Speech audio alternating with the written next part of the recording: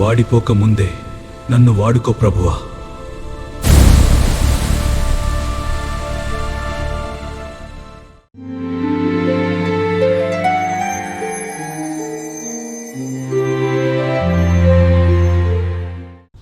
సర్వశక్తిమంతుడు, సర్వోన్నతుడు, సర్వకృపానిధి అయిన యేసుక్రీస్తు నామమున అందరికీ వందనాలండి.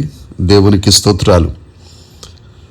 ఆ మహాదేవుని ఉచిత కృపను బట్టి అందరూ క్షేమంగా ఉన్నారని, దేవుని దయలో ఆత్మీయతలో ఎదుగుతున్నారని, ఆయన రాకడ కొరకు అందరూ సిద్ధపడుతూ కడబోర ధ్వని వినే ఆ భాగ్యము పొందుకొనుట కొరకై శ్రమ పడుతున్నారని దేవుని యందు విశ్వసిస్తున్నాను. అట్టి వారందరికీ యేసుక్రీస్తు నామమున మరొక్కసారి శుభములు. ఆ కరుణా సంపన్నుడైన దేవుడు ఈ నూతన దినములో మనకు అనుగ్రహించిన పరమవాక్య ధ్యానము కృపావార్త. పరమగీత గ్రంథము 4వ అధ్యాయము 3వ వచనము. నీ పెదవులు ఎరుపు నూలును పోలి ఉన్నవి, నీ నోరు సుందరము, నీ ముసుగు గుండా నీ కణతలు విచ్చిన దాడిమ ఫలము వలె అగపడుచున్నవి. దేవునికి స్తోత్రం కలుగునుగాక, దేవునికి మహిమ కలుగునుగాక. దేవుని యందు ప్రియమైన దైవ జనాంగమా, గత 2 రోజులుగా నీ పెదవులు ఎరుపు నూలును పోలి ఉన్నవి అనే మాట గురించి దేవుని కృపలో దేవుని వాక్యమును ధ్యానించడానికి దేవుడు సహాయం చేస్తున్నారు. ఎరుపు నూలు అనగా యేసుక్రీస్తు రక్తము అని, ఆ యేసు రక్తము ప్రోక్షించబడిన పెదవులు కృతజ్ఞతావచనమే మాట్లాడతారని, ఆ యేసు రక్తము చేత కప్పబడిన ఆ పెదవులు ఎల్లప్పుడూ దేవుణ్ణి స్తుతిస్తారని మనం నేర్చుకున్నాం. అదేవిధంగా ఆ అపవిత్రమైన పెదవులు పరిశుద్ధాత్మ అగ్ని చేత, అలాగే దేవుని యొక్క కృపను బట్టి దేవుని రక్తము చేత శుద్ధి చేయబడి ఆడని పెదవులుగా, మోసపు మాటలు పలుకని పెదవులుగా దేవుడు సహాయం చేస్తున్నారని నిన్నటి దినాన మనం ధ్యానించగలిగాం. దావీదు గారు చేసిన ప్రార్థన, మీకా ప్రవక్త చేసిన ప్రార్థన, నా పెదవులకు కాపు పెట్టుము. అదేవిధంగా మన పెదవులకు కూడా కాపు పెట్టుకుని మనము పలుకోవలసిన మేలుకరమైన మాటలు, ఇతరులకు ఉపయుక్తమైన మాటలు, ఇతరులకు దేవుని రాజ్యమును విస్తరింపచేసే మాటలు చెప్పగలుగుటకు, అటువంటి శ్రేష్టమైన అనుభవంలోనికి దేవుడు మనల్ని నడిపించాలని నిన్నటి దినాన్ని మనం నేర్చుకున్నాం. అలాగే ఈ దినమును కూడా నీ పెదవులు ఎరుపు నూలును పోలి ఉన్నవి అనే మాటను మనం కాస్తంత లోతుగా ధ్యానిద్దాం. మత్తయి సువార్త 6వ అధ్యాయము 6వ వచనం చూస్తే యేసుక్రీస్తు ప్రభు చెప్పిన మాట, నీవు ప్రార్థన చేయనప్పుడు నీ గదిలోనికి వెళ్ళి తలుపు వేసి రహస్యమందున నీ తండ్రికి ప్రార్థన చేయుము. అప్పుడు రహస్యమందు చూచు నీ తండ్రి నీకు ప్రతిఫలం ఇచ్చును.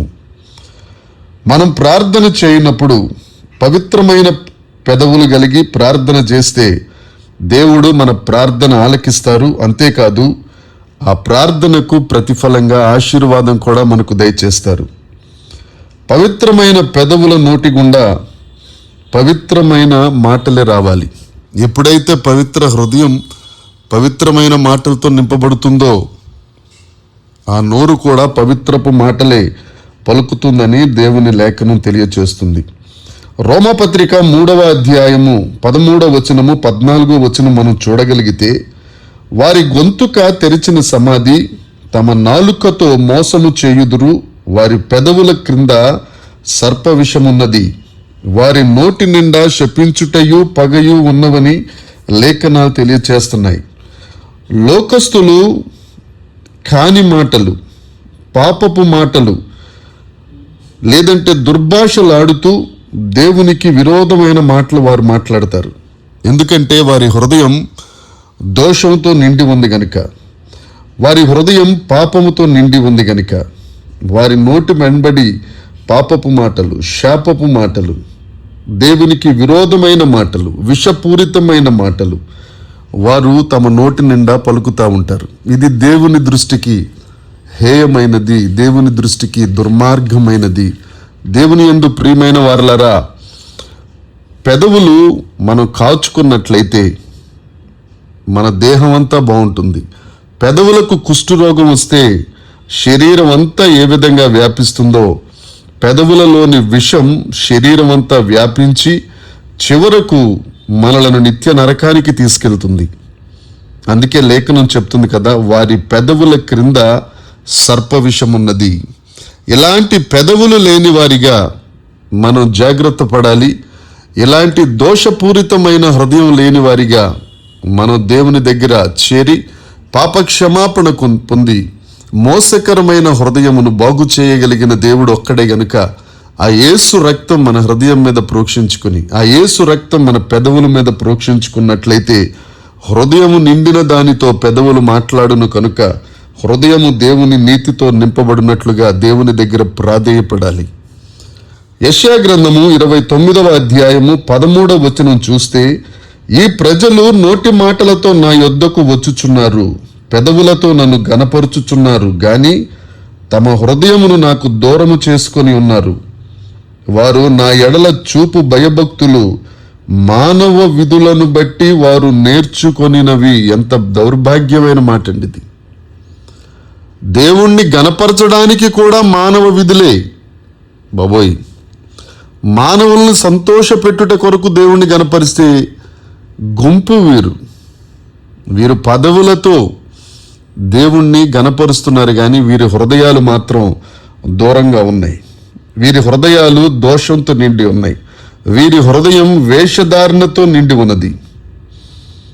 మన పెదవులతోనే ప్రార్థన చేస్తాం, మన పెదవులతోనే పాడతాం, మన పెదవులతోనే స్తుతిస్తాం, విస్తారంగా దేవుణ్ణి కొనియాడతాం, కానీ హృదయం మాత్రం దేవునికి దూరంగా. ఎంత భయంకరమైన పరిస్థితి. దేవుని యందు, దేవుని కృపలో, దేవుని విశ్వాసం ముందు ఎతుకుతున్న మనం ఒకసారి పరీక్షించుకుందాం. మన పెదవులు ఎరుపు నూలుతో ఉండగలిగినట్లయితే దేవుణ్ణి చేరువారిగా మనం ఉంటాం కదా. మన నోరు సుందరమైనది కదా. ఆ సుందరమైన నోరు, సుందరమైన పెదవులు మనము పలకాలి కదా. ఒక్కసారి మనల్ని పరీక్షించుకుందాం. ఇలాంటి చేదు అనుభవాలు లేకుండా పవిత్రంగా మన హృదయాన్ని చూసుకుంటూ పవిత్రమైన మాటలు మాట్లాడుతూ దేవుణ్ణి గణపరచు వారిగా మనం ఉండాలని దేవుడు కోరుకుంటున్నారు. తద్వారా దేవుడు మహిమపరచబడతారు. దేవుని యందు ప్రియమైన వారలారా, మన పెదవులు, నీ పెదవులు, నా పెదవులు ఎరుపు నూలును పోలి ఉన్నవి. మన నోరు సుందరంగా ఉండాలి. మన ప్రతి మాట పవిత్రంగా ఉండాలి. మన ప్రతి మాట మృదువుగా ఉండాలని దేవుడు కోరుకుంటున్నారు. అలాంటి పవిత్రమైన పెదవులు కలిగిన వారిగా, యేసు రక్తము చేత కప్పబడిన పెదవులు, పరిశుద్ధాత్మతో నింపబడిన మాటలు, బలహీన పరిస్థితిలో ఉన్న వారిని బలపరిచే దేవుని శక్తిని నింపే మాటలు దేవుడు మన హృదయాలలో నింపునుగాక. ఒకవేళ ఇంతవరకు క్రైస్తవులుగా ఉండి ఒక పక్క దేవుణ్ణి పాడుతూనే మరొక ప్రక్క రకరకాల మాటలు మాట్లాడుతున్నావేమో. యాకోబు పత్రిక 3వ అధ్యాయం ఉంటుంది కదా, ఒకే బావిలో నుండి మంచినీళ్ళు చేదునీళ్ళు ఏ విధంగా రావో ఒకే నోటిలో నుండి కూడా మంచి మాటలు చెడ్డ మాటలు రాకూడదు కదా. దైవ జనాంగమా, ఒక్కసారి ఆలోచిద్దాం. మన పెదవులు ఎరుపు నూలును పోలి ఉన్నవి. మన నోరు సుందరమైనదిగా ఉండునట్లుగా దేవుని దగ్గర ప్రాధేయపడదాం. ఆయన పాదాలు పట్టుకుందాం. దేవా, నన్ను పవిత్రపరచండి తండ్రి, మీ రక్తము చేత, పరిశుద్ధాత్మ అగ్ని చేత. దేవ, నన్ను కాల్చు ప్రభు, నా పెదవులు కాల్చు తండ్రి. నీకు ఇష్టమైన మాటలు, నిన్ను మహిమపరిచే మాటలు, మృదువైన మాటలు దేవ మేము మాట్లాడగలుగుటకు మీరు సహాయం చేయండి ప్రభు అని దేవుని దగ్గర ప్రాధేయపడదాం. తప్పక ప్రార్థన ఆలకించే దేవుడు, అడిగినది అనుగ్రహించే దేవుడు మన దేవుడు గనుక నిశ్చయముగా దేవుడు అటువంటి పవిత్రమైన మాటలు, దైవశక్తితో నింపబడిన మాటలు మన నోట దేవుడు ఉంచునుగాక. అట్టి కృప దేవుడు మనకు అనుగ్రహించునుగాక. దేవుడి వాక్యమును మనందరి వినికిడిలో దీవించి ఆశీర్వదించి ఫలభరితము చేయునుగాక. ఆమెన్. చిన్న మాట ప్రార్థన చేసుకుందామండి. పరలోకమందున్న మా తండ్రి, పరిశుద్ధుడా, కృప కలిగిన దేవా, నీకు స్తోత్రం. గత 2 దినముల నుంచి మీరు మాతో సంభాషిస్తున్నట్లుగా మా పెదవులు ఎర్రని నూలుతో, తొగరు నూలుతో కప్పబడి ఉన్నవి. మా నోరు సుందరము అన్న లేఖనం మా జీవితములలో నెరవేరినట్లు, మా పెదవుల మీద మీ రక్తం ఉండునట్లు, మా పెదవులు ఆత్మాగ్ని చేత కాల్చబడినట్లు, మా పెదవులు మృదువైన మాటలు, బ్రతుకులను కట్టే మాటలు, మాకు మేలుకరంగా ఇతరులకు ఉపయోగకరంగా మాట్లాడే మాటలు మేము మాట్లాడినట్లుగా మా హృదయమును పవిత్రతతో నింపండియా. నీవొక్కడవే పరిశుద్ధుడవు, నీవొక్కడవే పవిత్రుడవు గనుక నీకు మాత్రమే మమ్మలను పవిత్రులుగా చేయుట సాధ్యము. ఎందుకనగా నువ్వు పరిపూర్ణుడమైన దేవుడవు, మమ్మలను పరిపూర్ణతలోనికి నడిపిస్తారు. మా బ్రతుకుల్ని మీ చేతికి అప్పగిస్తూ దేవ, నిన్ను సంతోషపెట్టే మాటలు మేము మాట్లాడగలుగుటకు మీరు కృప దయచేయుచున్నందుకే నమ్మి మీకు స్తోత్రములు చెల్లిస్తూ యేసుక్రీస్తు నామమున ఈ ప్రార్థన అడిగి వేడుకొనుచున్నాము తండ్రి, ఆమెన్. దేవుని కృప మనందరికీ తోడై ఉండునుగాక. దేవుడు మనలందరినీ ఆశీర్వదించునుగాక.